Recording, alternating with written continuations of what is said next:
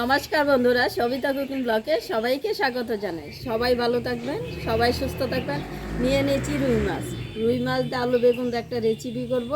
কিভাবে করব ফার্স্টটা থেকে লাস্ট পর্যন্ত দেখবেন। এখন বেগুনটা উঠায় নেব। আমার গাছেই বেগুন হয়েছে, এখন বেগুনটা উঠায় নিব। এই যে বেগুনটা হয়েছে, একটাই বেগুন আমি উঠায় নিব, এত বেগুন লাগবে না। বেগুনটা কেটে নেব।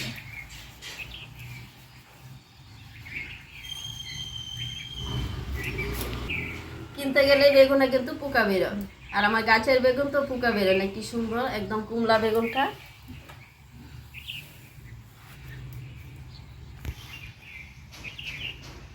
একটুকু পোকা নেই।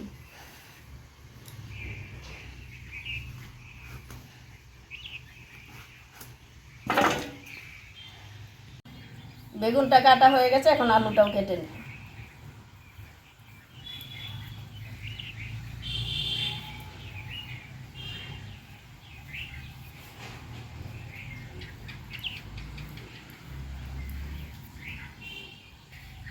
আলুটা এরকম পিস করে কেটে নিয়েছি। মাছ ভাজার জন্য দিয়ে দিব সরষের তেল, স্বাদ মতো লবণ, কালারের জন্য হলুদ গুঁড়ো। মাছটা মেখে নেব।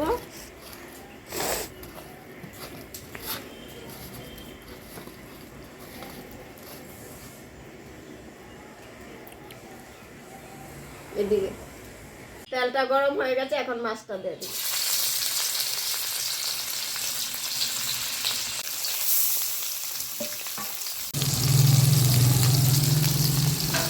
মাছটা ভাজা হয়ে গেছে, এখন নামিয়ে নেব। মাছ ভাজার তেলে আর অল্প করে তেল দিব। একটা তেজপাতা, পেস্ট বেগুনটা আগে কেটে রেখে দিয়েছিলাম, এখন দিয়ে দিব।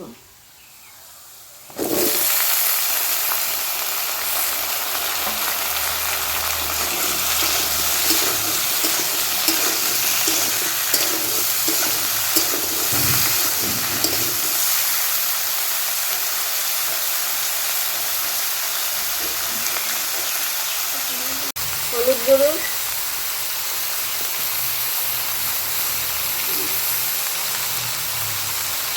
স্বাদ মতো লবণ,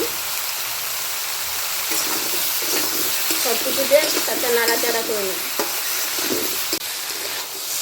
রান্নাটা আজকে আমি করেছি কাঁচা লঙ্কা বাটা আর পেঁয়াজ বাটাতে, আর অন্য জিরা ধনিয়া কিছুই দিব না।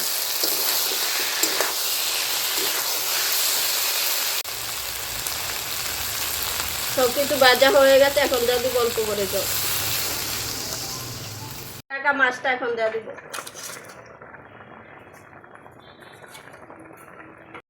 তরকারিটা হয়ে গেছে, এখন নামিয়ে নিব।